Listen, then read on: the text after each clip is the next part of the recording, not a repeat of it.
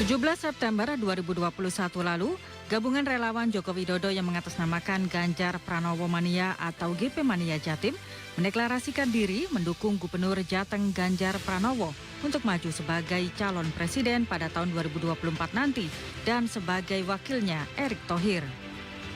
Menurut Ketua Laskar Relawan Jokowi, Triano Oscar, bahwa Ganjar Pranowo adalah sosok yang dinilai tepat untuk meneruskan program Jokowi karena pemikiran dan visi mereka sama, sekaligus dikenal sebagai sosok yang merakyat. Sementara itu Warto Adi, perwakilan DPD Joman Jatim menjelaskan, Ganjar Pranowo adalah sosok generasi muda yang pantas dan mumpuni untuk menjadi presiden. Ganjar juga diharapkan dapat mengayomi masyarakat seperti halnya Presiden Jokowi. Joman juga berharap Erick Thohir bisa mendampingi Ganjar Pranowo. Usai digelarnya deklarasi dukungan Ganjar ini, ke depan semua relawan Ganjar akan segera melakukan konsolidasi korda-korda di seluruh Jawa Timur.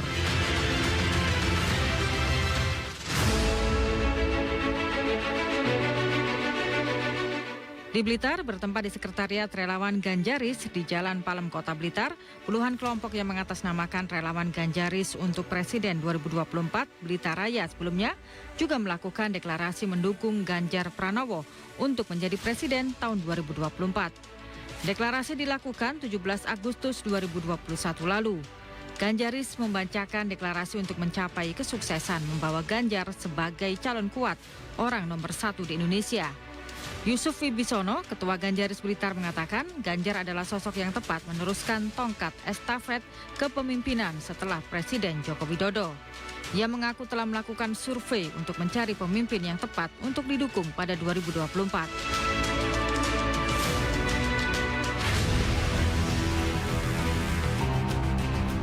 Sementara itu, sejak awal Juli 2021 lalu, baliho bergambar Puan Maharani, Ketua DPR RI, mulai banyak bertebaran di sejumlah kawasan di kota Surabaya dan di beberapa kota di Jawa Timur.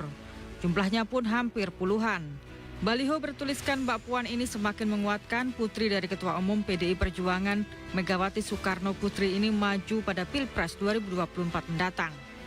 Menanggapi baliho dan videotron Puan Maharani, Baktiono, Ketua Sekretaris DPC PDI Perjuangan Surabaya mengatakan, jika baliho tersebut dipasang oleh masyarakat karena kecintaan dan dukungan terhadap Puan atas jasanya selama 30 tahun berjuang di Partai Banteng Moncong Putih.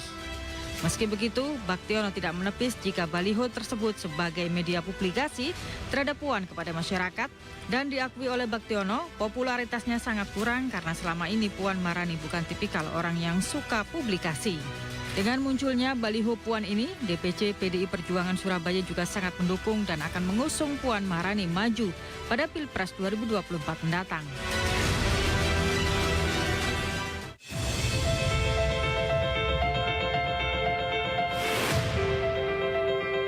Meraih simpati warga, relawan Puan juga melakukan aksi gotong royong untuk meringankan beban warga terdampak pandemi.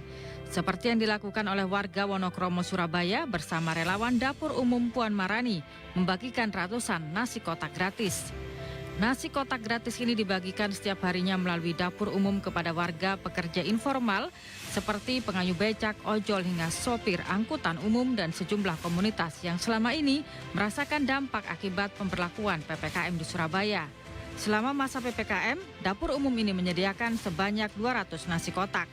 Meski Pilpres masih baru dilaksanakan 2024, Ganjar dan Puan terus berebut simpati masyarakat Jawa Timur yang notabene juga merupakan pundi-pundi suara terbanyak dari partai berlambang moncong banteng ini.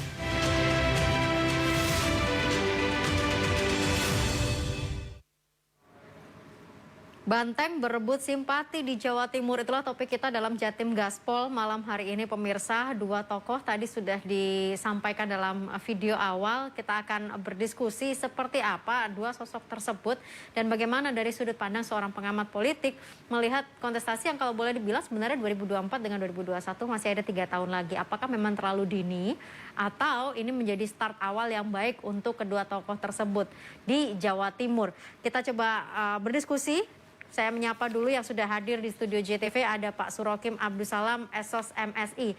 Beliau adalah pengamat politik dari Universitas Trunojoyo, Madura. Pak Surokim, selamat malam. Selamat malam. Terima kasih sudah berkenan hadir di JTV untuk bisa bertemu langsung. Kemudian saya juga menyapa Mas Husnul Wafik, SIP, Koordinator Relawan Puan Jawa Timur di line Zoom.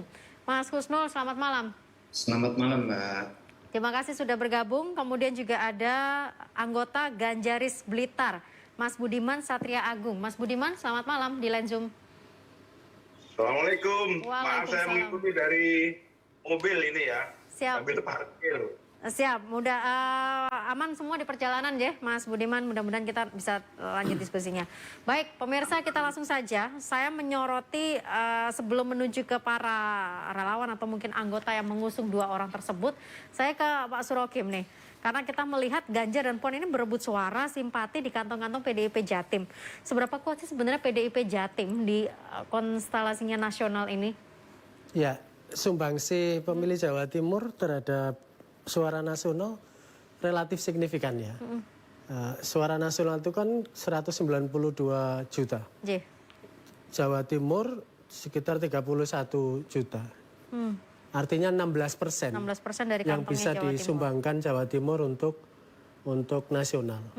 Kalau ditambah Jawa Tengah yang 28 juta, ditambah Jawa Barat 34 juta, DKI Jakarta 7 juta, Banten 8 juta, DIY 2,5 juta, itu Jawa saja ini 57%. Jadi siapa saja yang menguasai Jawa, dia potensial menang. Itu selalu dikatakan setiap kali pelaksanaan pemilu nasional ya. Dan angka 16% itu seksi Jawa Timur.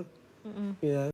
Jadi menurut saya itu kenapa kemudian pertempuran di 3 daerah itu, Jawa Barat, Jawa Tengah, dan Jawa Timur, itu selalu menjadi barometer, selalu signifikan dalam konteks nasional. Itulah kenapa kita melihat pemirsa memang kedua tokoh tersebut yang boleh dikatakan akhirnya menggarap 3 kantong itu ya harus serius. Ya, yang notabene boleh dikatakan Jawa Tengah begitu ya, Pak Ganjar dan juga Bu Puan. Saya mencoba bergeser dulu nanti ke para narasumber lain terkait dengan koordinator relawan dan juga anggota dari Ganjaris Blitar. Tapi kita jeda dulu, kami kembali saat lagi pemirsa.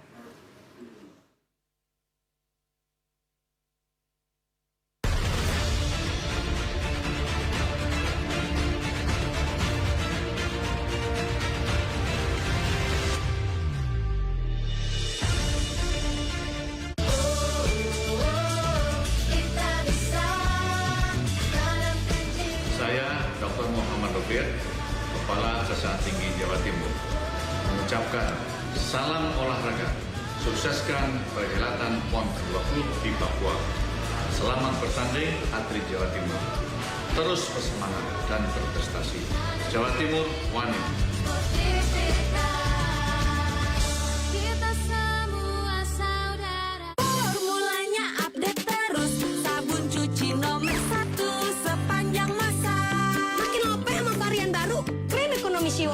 Wajib pakai krim ekonomi. Bersihnya jempolan, kotoran dan kuman, minggat. Wingscare.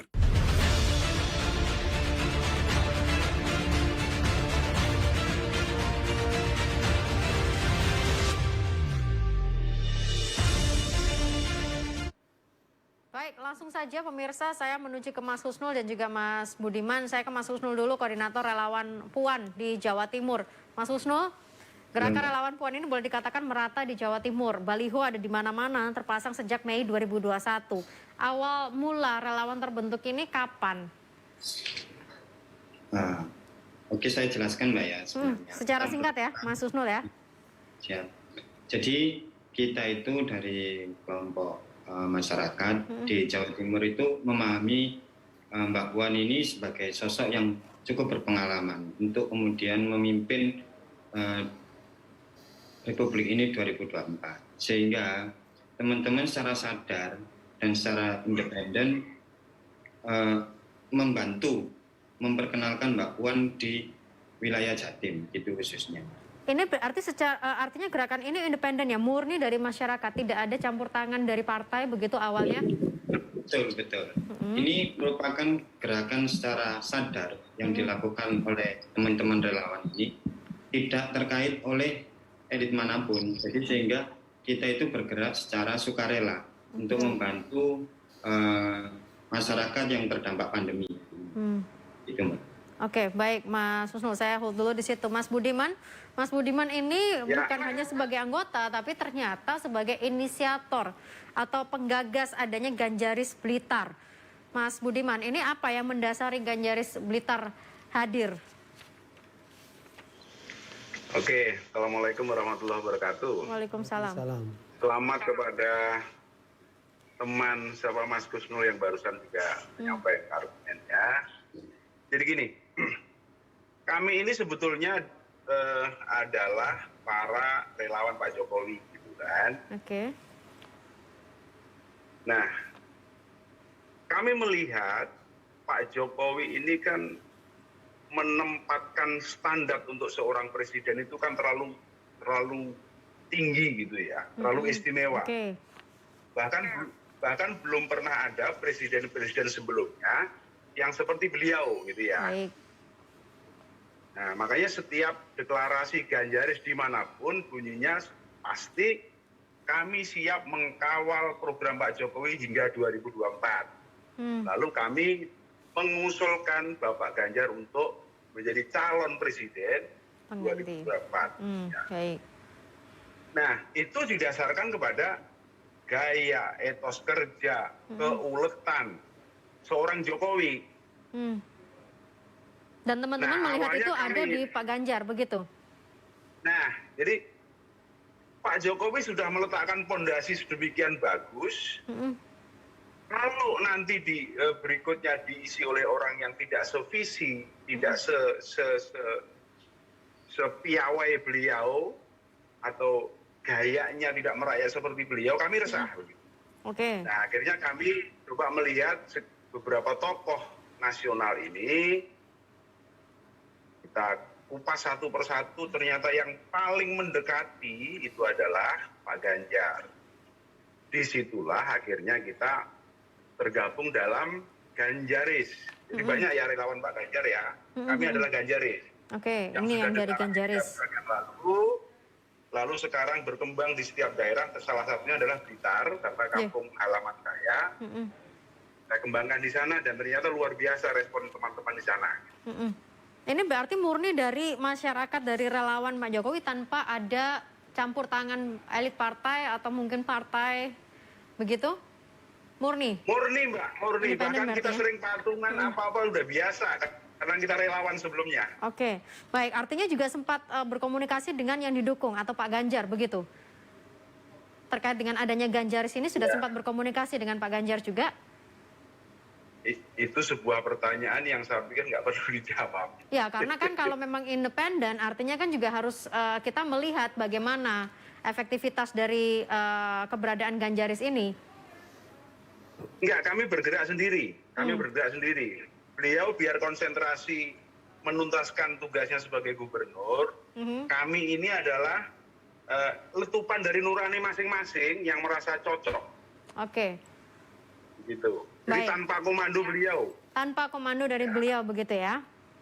Ya. Oke, baik. Saya juga menanyakan hal yang sama ke Mas Husnul. Mas Husnul, ini artinya juga bergerak secara mandiri begitu tanpa ada komando dari yang didukung begitu, atau bagaimana komunikasi antara pendukung relawan dengan Mbak Puannya sendiri?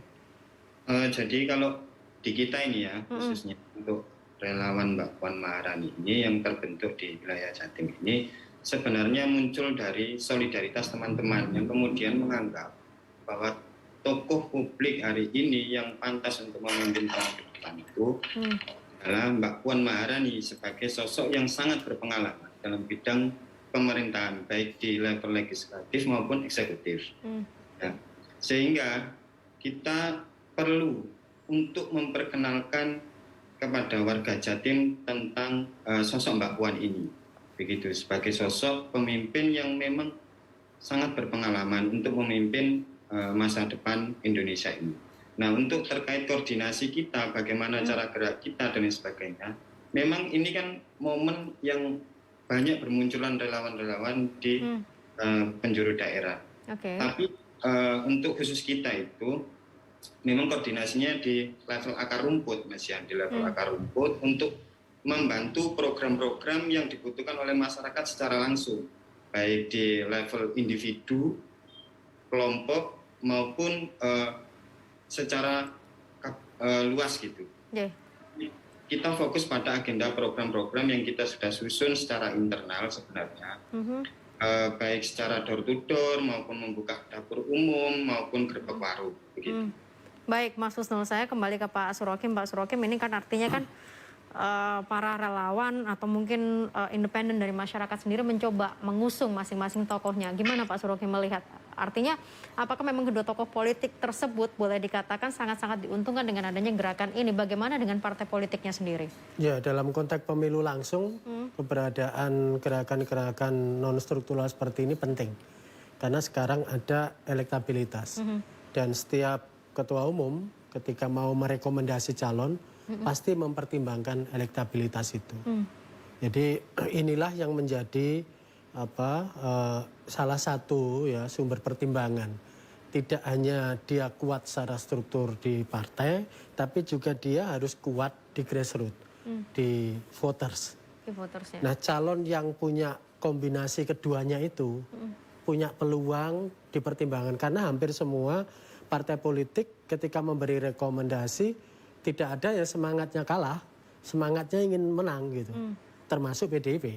Jadi sesentral-sentralnya Bu Megawati sebagai ketua umum PDIP pasti tetap akan mempertimbangkan elektabilitas, karena memang ini pemilu langsung, pemilu yang didasarkan kepada voters. Artinya menurut Pak Surokim di sini posisi partai belum bergerak sama sekali kah ketika di sini elektabilitas ini dimunculkan oleh voters atau mungkin masyarakat? Seberapa jauh posisi partai politik pergerakannya saat ini? Ya, memang selalu dinamis, apalagi ini kan tidak hanya persoalan capres, tapi kan juga persoalan cawapres. Betul, wakilnya. Kombinasi koalisi dan lain-lain. Saya pikir ini waktu yang cukup, sehingga kalau munculnya relawan-relawan Pak Ganjar, relawan-relawan Mbak Puan ini sudah sejak awal muncul, saya kira itu positif.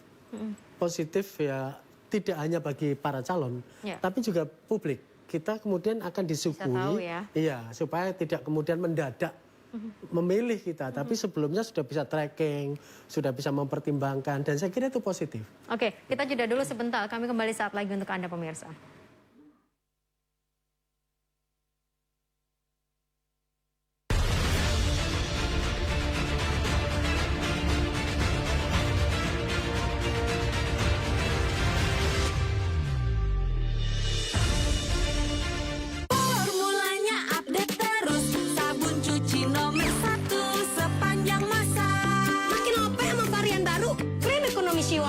Wajib pakai krim ekonomi. Bersihnya jempolan, kotoran dan kuman, minggat. Wingcare. Wujudkan cita-cita, menuju tanah. Assalamualaikum warahmatullahi wabarakatuh. Saksikan dan ikuti program Lempar Jumroh hanya di JTV. Dapatkan porsi haji dengan cara mudah bersama Lempar Jumroh. Berhaji menjadi mudah.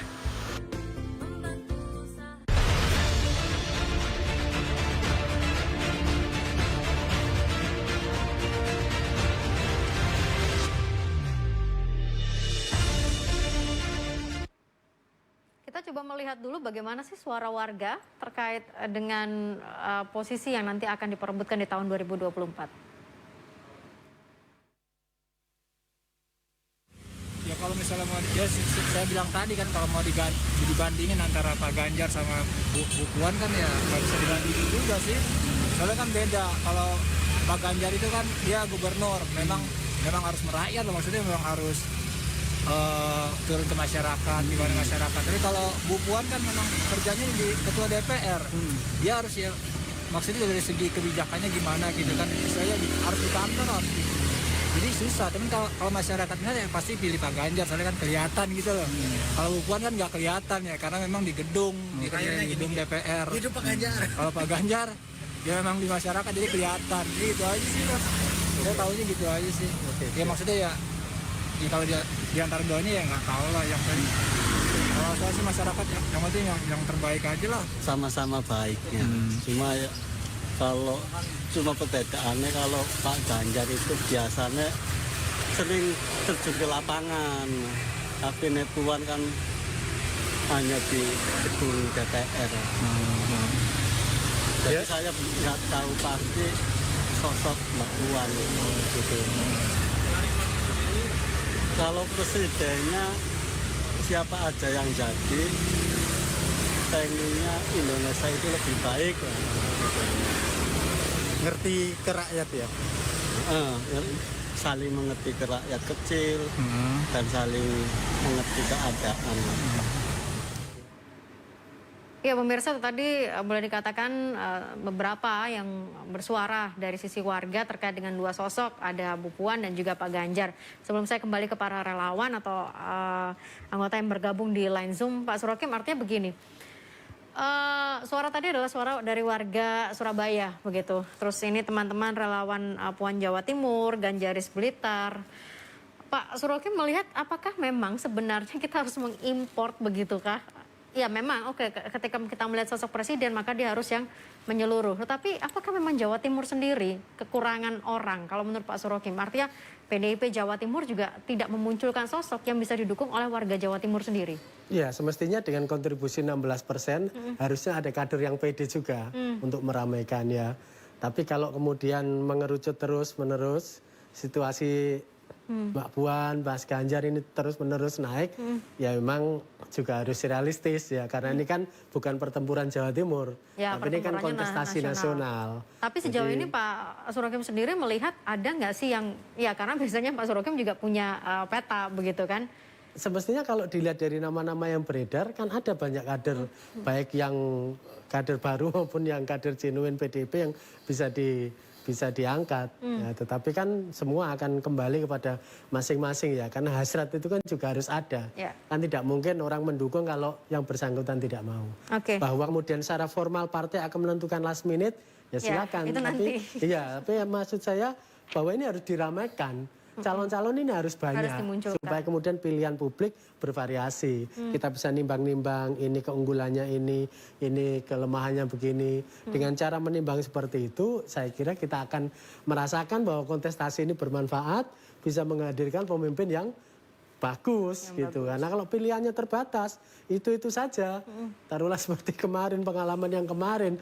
Jadinya ya kita kayak apa ya, kalau kita disuguhi 192 juta ini kok tidak ada yang kemudian bisa dipilih lebih dari 2. Saya kira kepentingannya kita di sana, sehingga saya terus terang sebagai publik tentu berharap ya tidak hanya mungkin Mbak Puan, tidak hanya lebih banyak lagi Mas Ganjar, tapi juga banyak lagi yang berani ya untuk kontestasi di tingkat nasional. Karena waktu pun juga masih ini sangat saatnya lama. ngetes ombaknya seperti apa respon publik terhadap. Jadi bila perlu ya tidak hanya harus ada Ganjaris dan Mbak Puan mania, tapi juga mungkin Bu Risma mania atau mungkin Mbak Agnes mania, karena boleh-boleh saja ya dalam konteks ini toh sudah lama bahwa nanti akan ada keputusan. Selain Bu Risma, mungkin ada beberapa nama lain, Pak. Kader-kader PDIP di Jawa Timur yang selama ini beredar di tingkat nasional kan juga banyak ya.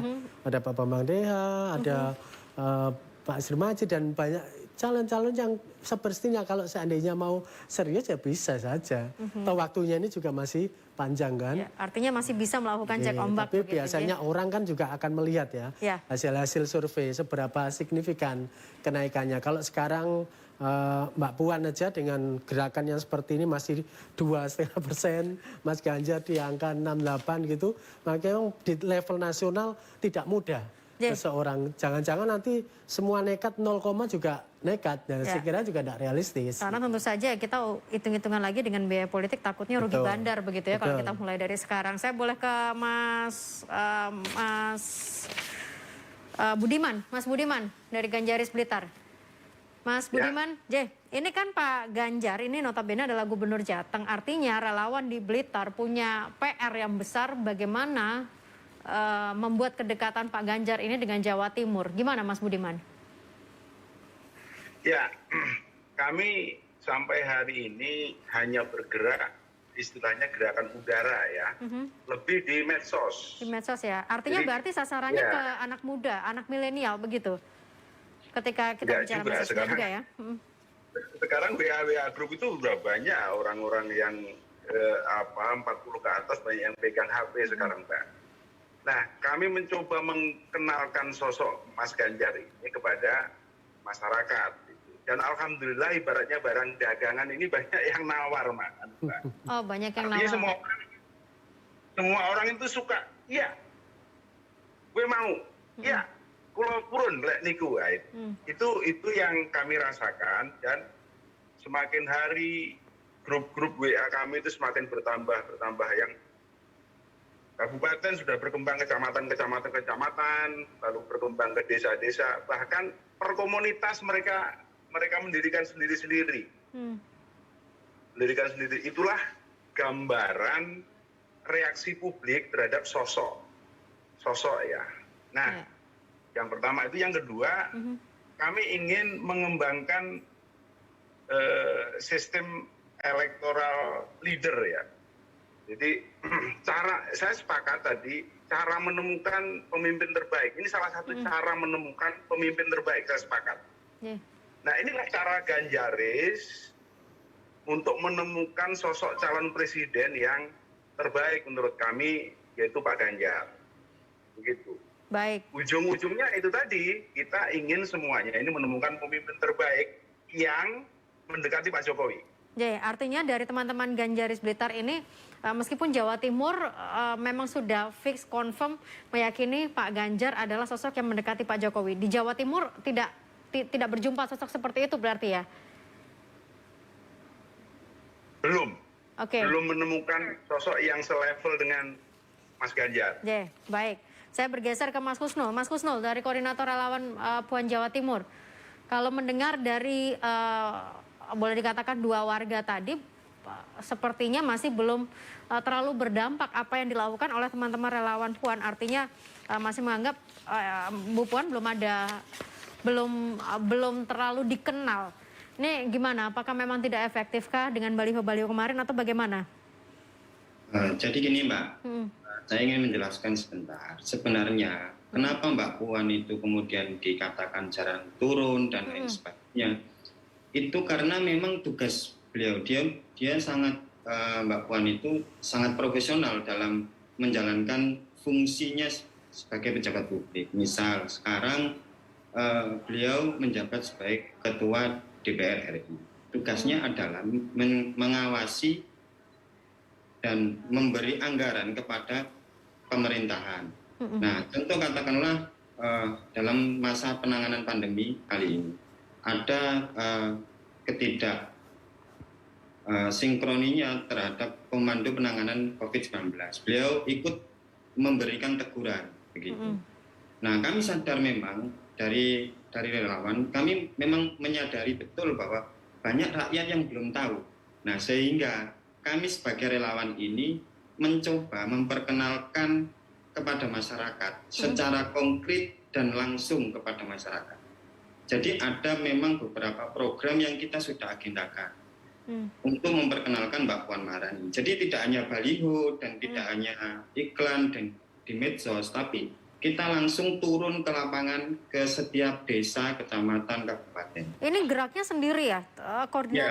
Koordinasinya dari relawan sendiri, tidak ada mungkin dari Bu Puannya atau dari DPC atau DPD PDIP, tidak ada? Gimana Mbak? Ini pergerakannya menurunkan baliho, kemudian bergeraknya teman-teman relawan, ini koordinatornya gimana? Berkoordinasinya, artinya apakah atas arahan dari Bu Puan sendiri atau ada arahan partai politik juga? DPC, PDIP, DPD? Jadi kita kan sebenarnya banyak ya masyarakat itu kemudian antusias terhadap Mbak Puan, terutama di wilayah Jawa Timur ini. Nah, untuk kita sebagai relawan ini, kita melakukan gerakan yang kita sebut adalah door to door, dari rumah ke rumah, ya. Lalu kemudian kita melakukan gerbek warung, lalu kita melakukan pembagian nasi kotak bagi masyarakat yang membutuhkan. Jadi untuk baliho-baliho dan lain sebagainya itu memang mereka mempunyai kreativitas tersendiri begitu untuk melakukan sosialisasi sosok Mbak Puan ini kepada masyarakat wilayah Jawa Timur. Baik, saya confirm ulang, artinya tidak ada atau belum ada pendampingan dari partai, baik DPC atau DPD. Dan kita memang belum melakukan koordinasi apapun terkait tentang gerakan kita ini, karena memang ini murni independen dari kesadaran kita. Nah, untuk gerakan kita ini, alhamdulillahnya Mbak, itu sangat diterima oleh masyarakat. Bahkan sekarang itu setiap hari itu mereka itu meminta kemudian pendampingan dari kita, dari desa-desa, dari kecamatan, untuk kemudian misalnya mereka melakukan pendataan, ada masyarakat yang ingin dibantu untuk memenuhi kebutuhan pokoknya, misalnya masalah prokes. Baik. Jadi tidak hanya nasi kotak maksud saya di sini. Baik. Oke, Mas Husnul sebentar. Saya hold dulu sebentar. Saya ke Mas Budiman sebelum nanti saya kembali ke Pak Surokim di studio. Mas Budiman. Ya. Saya juga mengkonfirm ke Mas Budiman, apakah ada pendampingan dari partai? Sebelum saya jawab, saya coba ulangi pertanyaan yang tadi. Mas Husnul ya, itu memang benar, itu baliho-baliho yang tersebar di mana-mana itu bukan ada sentuhan dari struktural partai. Saya cuma mempertanyakan itu. Kalau Ganjari sama sekali belum ada gerakan darat, Pak. Oke, memang murni tadi sosmed ya. Pembagian nasi apa tadi itu belum. Tapi kalau giat sosial, ya misalnya penyemprotan apa itu di masyarakat itu, lalu pembagian masker apa itu, ya kita lakukan. Namanya kita giat sosial. Giat sosial. Dan sekali lagi Pak Ganjar tidak memantau dan Pak Ganjar istilahnya tidak tahu menahu deh. Baik, murni gerakan relawan. Kita juga paham beliau masih di pemerintahan, beliau juga dalam tanda petik ya anak tiri atau gimana di partai itu, yang kalau yang Doro Putri ini kan anak emas gitu ya. Doro Putri sebetulnya. Terima kasih Mas Budiman. Terima kasih Mas Budiman, Mas Husnul. Setidaknya ini mulai, artinya kontestasi belum mulai Pak Surokim, tapi antar relawan ini sudah mulai dilihat saling serang begitu ya, antara anak mas, anak tiri. Coba nanti kita bahas dengan pengamat politik terkait dengan hal ini. Kami kembali saat lagi pemirsa.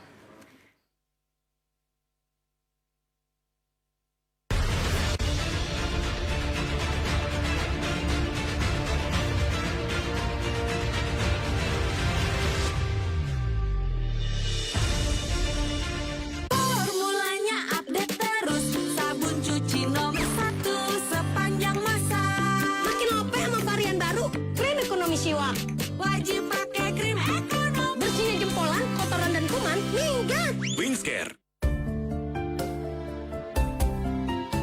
Wujudkan cita-cita menuju tanah. Assalamualaikum warahmatullahi wabarakatuh. Saksikan dan ikuti program Lempar Jumroh hanya di JTV. Dapatkan porsi haji dengan cara mudah bersama Lempar Jumroh. Berhaji menjadi mudah.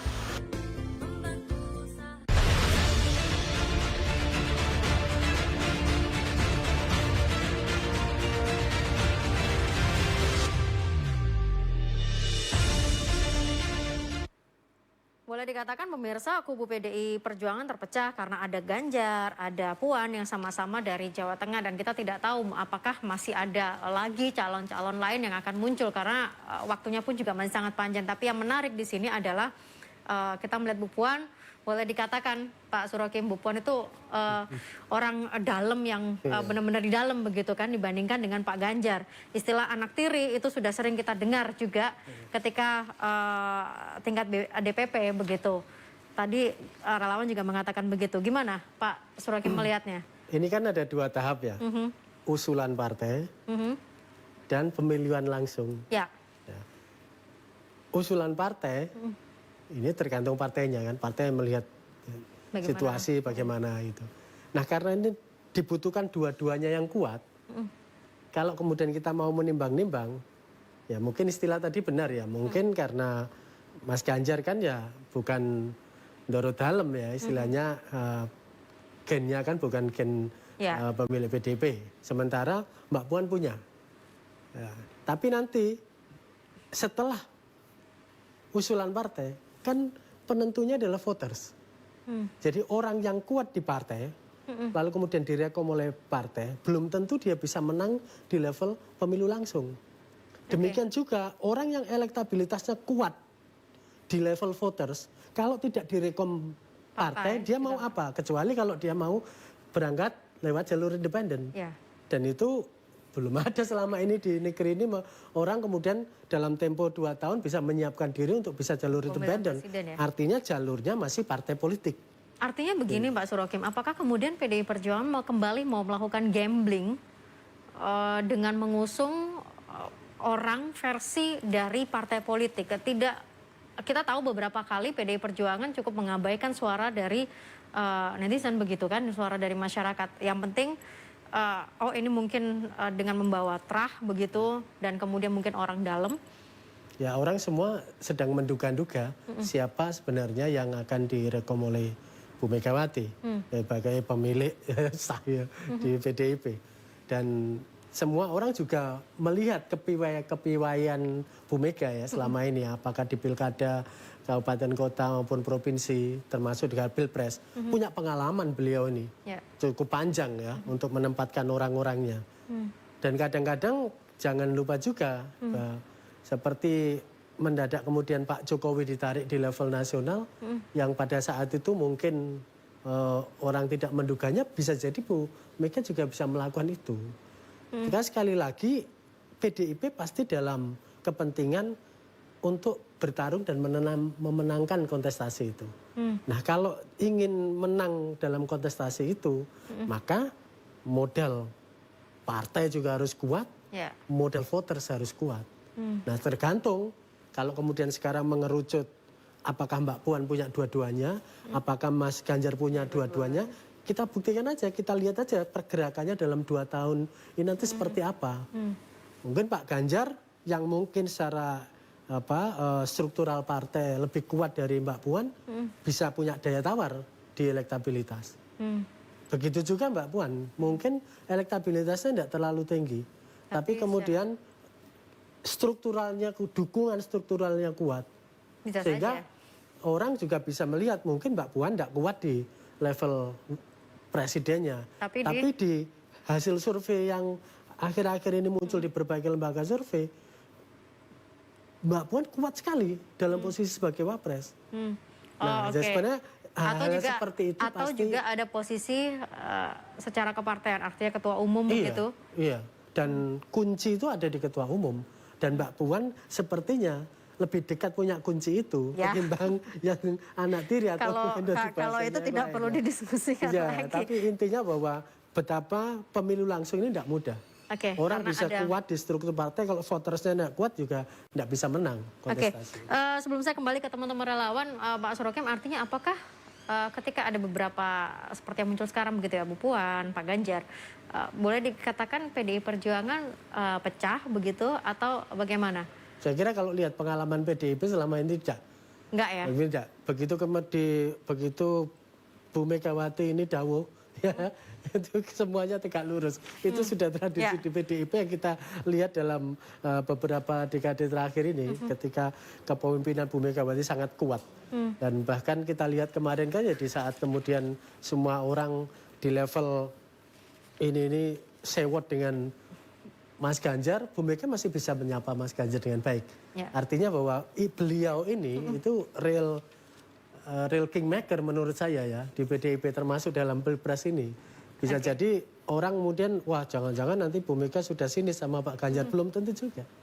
Dan itu juga mungkin yang membuat pamor PDI Perjuangan sebenarnya masih berada di posisi atas. Dan sepertinya kemampuan Bu Mega untuk mendengar berbagai arus informasi yang masuk beliau ini selama ini kalau dilihat di pilkada maupun pilpres sepertinya cermat menurut pendapat saya. Baik, saya ke Mas Kusnul. Mas Kusnul, sebagai relawan dari Bu Puan, apa yang mungkin strategi-strategi dalam 1 atau 2 tahun ini, karena boleh dikatakan ini sangat-sangat menentukan.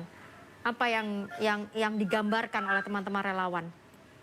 Kalau sampai sekarang itu kita itu masih fokus mengagendakan yang sudah kita yakini bersama begitu, yaitu berupa door to door, kemudian dapur umum sama gerbek warung. Itu agenda fokus kami untuk kemudian mendekatkan bukuan ini kepada masyarakat di wilayah Jawa Timur.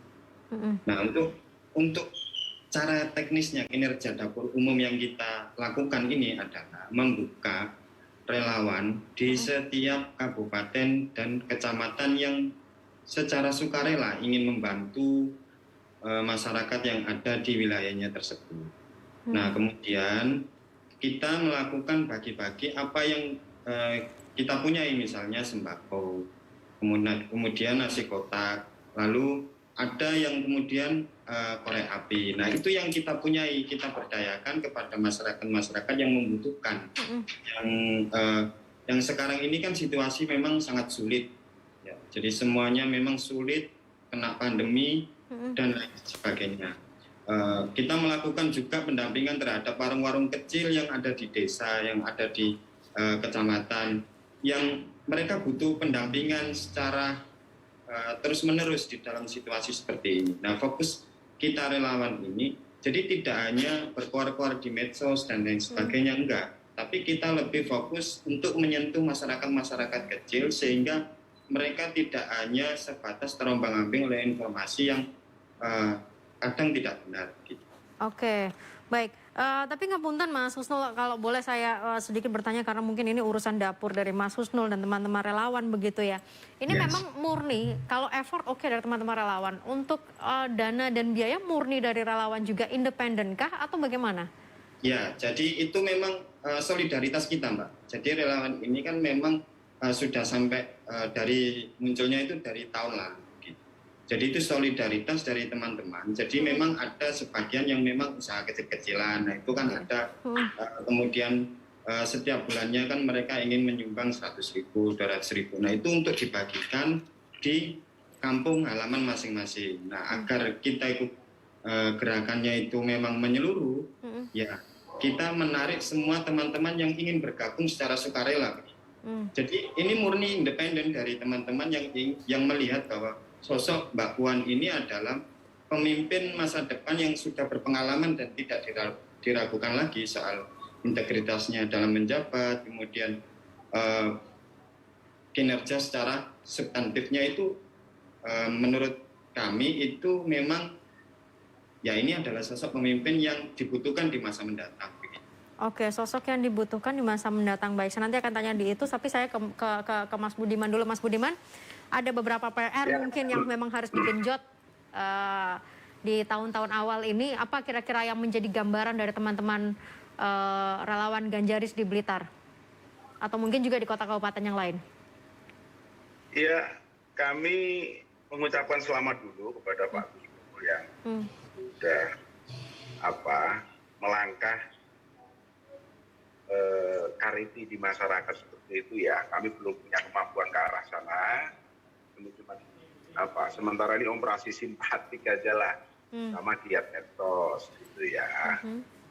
Nah, jadi kita mengenalkan kebaikan sosok Pak Ganjar, apa-apa yang dilakukan Pak Ganjar ini dengan tujuan masyarakat mengenal, sama seperti Pak Gubernur. Yeah. Nah, jadi sehingga kalau kemarin terakhir di survei posisi kita masih 17% nasional, dengan kita bergiat bersama ini, ya targetnya sampai 25% lah nasional kalau di survei. Gitu. Jadi ke depan tetap aja kami cuma mengenalkan. Oleh karena itu untuk kawan-kawan struktural partai PDI terutama ya, mohon kami ini jangan disikapi sebagai pesaing atau musuh lah, karena kan ini bola ini belum tentu kemana arahnya. Saya yakin kejernihan seorang ibu, saya yakin kepiawaian beliau dalam menyerap aspirasi masyarakat, endi sing pantes juga, endi sing pantes, kira-kira. Saya masih yakin dengan itu kepiawaian beliau. Kita bergerak sama-sama aja lah. Nanti ketika disurvei ya siapa yang lebih laku di masyarakat mestinya itu. Sekaligus ini merupakan cara apa ya, elektoral internal Pak narasumber. Dulu orang menemukan sosok untuk diusulkan itu kan bisa konvensi, bisa apa itu raker-raker apa itu. Nah, sedangkan kami ini masyarakat biasa kan jarang terlibat di sana untuk ikut membidani lahirnya seorang pemimpin. Nah, inilah yang mau dilakukan. Ya, cara Ganjaris ini adalah salah satu terobosan baru bahwa kami rakyat pun bisa dong mestinya ikut partisipasi untuk menemukan pemimpin yang kami inginkan begitu loh. Tidak hanya monopoli struktural atau monopoli orang-orang yang elit lah. Begitulah kira-kira, Mbak. Baik, Mas Budiman. Pak Surokim, PDIP tentunya sebagai parpol penguasa harus mempertahankan trofi juara itu pastinya. Dan apa yang disampaikan oleh Mas Budiman dan juga mungkin Mas Husnul, artinya jangan tinggalkan masyarakat, begitu kan? Ini gimana PDI Perjuangan mau mendengarkan suara masyarakat? Karena memang pemimpin itu harusnya lahir dari masyarakat. Ya, rumusnya memang dalam pemilu langsung penentu terakhir ya voters. Tapi biasanya kadang-kadang kita aja yang melalui partai politik. Tapi kalau penentunya ya bilik suara voters. Tapi biasanya voters disuguhi kucing dalam karung. Artinya yang mengusung dan yang menentukan bukanlah masyarakat. Artinya masyarakat tidak pernah terlibat dalam pemilihan siapa bakal calonnya. Saya kira aspirasi ikhtiar yang dilakukan oleh berbagai relawan ini pasti memberi pesan. Tiket ini kan ditandatangani oleh ketua DPP. Ya. Kalau tidak ada pesan-pesan yang masuk ke masyarakat, ya mana mungkin DPP akan merekom. Gitu. Jadi memang pesan itu harus sampai, karena berangkatnya dari tiket, berangkatnya dari partai politik. Seberapa besar pun modalnya, kalau kemudian tidak dapat tiket juga tidak bermakna apa-apa. Demikian juga seseorang sudah jaminan dapat tiket, tapi votersnya 0, di bawah 10%, ya untuk bisa menang jadi sulit. Nah, ini pemilu langsung ini berkah bagi bangsa Indonesia, bahwa untuk penentuan itu kendati tiketnya dari partai politik, tapi penentunya tetap masyarakat Indonesia. Dan menurut saya ini ideal. Menurut saya ideal. Artinya bahwa partai politik ya diminta untuk menyediakan kandidat sebagus-bagusnya, nanti keputusan akhirnya tetap ada pada masyarakat, pemilih bangsa Indonesia. Dan ini artinya bahwa partai politik tidak absolut untuk penentuan itu.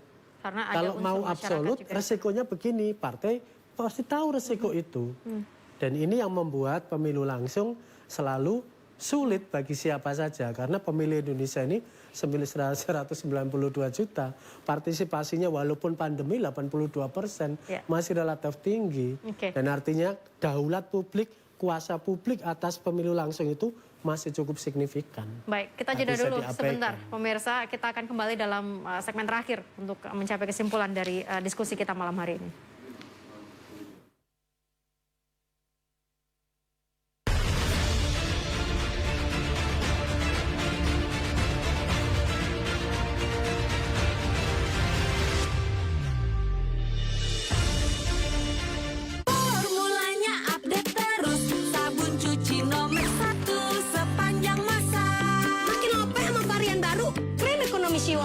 Wajib pakai krim ekonomi. Bersihnya jempolan, kotoran dan kuman, minggat. Wingsker. KAI Daob 8 Surabaya akhirnya kembali mengoperasikan 52 perjalanan. Permasalahan terkait ongkos kirim yang melambung tersebut tak lain adalah dampak dari pandemi COVID-19. Sebanyak 70% harta pejabat negara mengalami kenaikan. KPK menyebut kenaikan harta kekayaan pejabat negara tersebut masih dalam batas kewajaran. Gunung Semeru secara visual nampak bertopi. Pada pagi hari terlihat menakjubkan.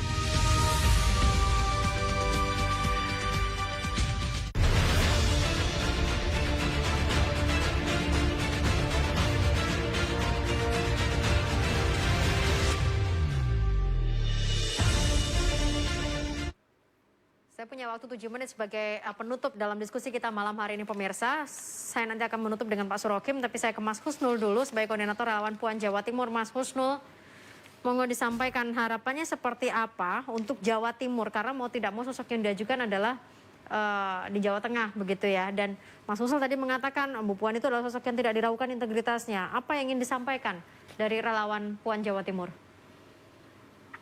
Yang ingin kami sampaikan kepada warga seluruh Jawa Timur, yaitu jangan gegabah dalam mengambil kesimpulan.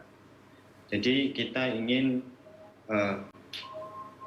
menyampaikan kepada masyarakat Jawa Timur, yaitu pahami secara betul-betul terkait berita-berita tentang Mbak Puan Maharani. Kita memang ingin mensosialisasikan tokoh Mbak Puan Maharani ini sebagai sosok yang memang hadir di tengah situasi sulit seperti ini. Nah, kita berharap kepada relawan-relawan yang lain itu, yaitu memperkuat solidaritas masing-masing untuk bergerak membantu masyarakat. Begitu. Harapan kami dapat berkolaborasi. Semua relawan Mbak Puan ini kan banyak, Mbak. Banyak sekali. Harapan kami dapat berkolaborasi, bekerja sama untuk membantu masyarakat yang memang benar-benar membutuhkan. Kita sepakat memang Mbak Puan ini adalah sosok yang ideal. Nah, kalau bisa dikolaborasikan, bekerja sama, baik yang sudah terkoordinir maupun yang belum terkoordinir. Baik, Mas Husnul. Nah, untuk Pak Budiman sendiri, sekali-kali kita bisa bekerja sama untuk membantu masyarakat yang memang saat ini sangat kesulitan dalam menghadapi pandemi ini, khususnya dalam bidang ekonomi. Gitu. Baik, terima kasih Mas Husnul. Mas Budiman, monggo. Terima kasih Pak Husnul. Teman-teman masyarakat Jawa Timur, ayo kita menemukan pemimpin yang baik.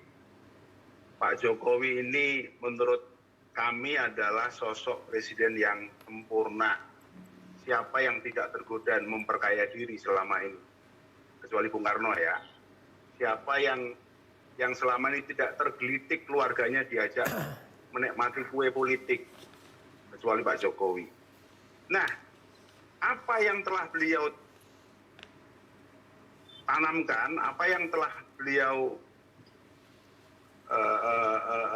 awali ini bisa diteruskan oleh sosok pemimpin yang karakternya minimal mirip. Dan kami telah menemukan adalah sosok Ganjar Pranowo yang sekarang masih menjadi gubernur Jawa Tengah. Baik. Semoga kawan-kawan Jawa Timur juga sepemikiran dengan kita. Ganjaris optimis. Baik, Mas Budiman. Terima kasih Mas Budiman, Mas Husnul. Saya ke Pak Surokim sebagai penutup, monggo.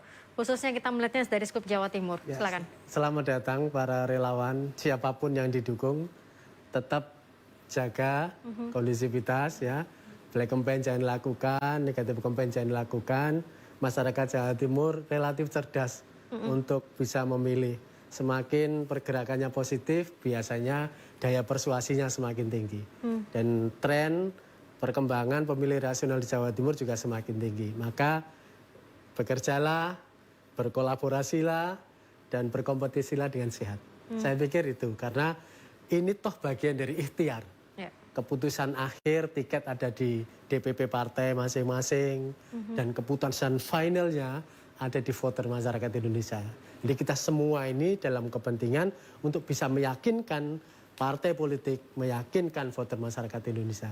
Dan selamat memulai pekerjaan panjang hingga 2024. Dan masih lebih panjang lagi untuk mengawal sampai dengan pemerintahan yang berikutnya, begitu ya Pak Surokim? Tetap positif. Gitu.